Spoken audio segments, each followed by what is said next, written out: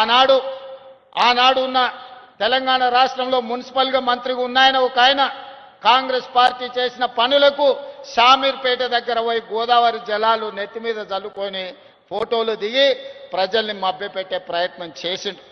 నువ్వు నెత్తి మీద గోదావరి జలాలు చల్లుకున్నంత మాత్రాన నువ్వు చేసిన పాపాలు ఎక్కడికి పోవు అని చెప్పి ఆనాటి మంత్రికి నేను చెప్పదలుచుకున్నా. ఈనాడు చరిత్రను చూడండి. నిజాం సర్కార్ తర్వాత ఈ నగరానికి తాగునీటి సమస్యను తీర్చాలన్న ఆలోచన కాంగ్రెస్ పార్టీ అధికారంలో ఉన్నప్పుడే జరిగింది. అది 1965 కావచ్చు, 1991, 93 కావచ్చు, 2002, 2005, 2008 కావచ్చు.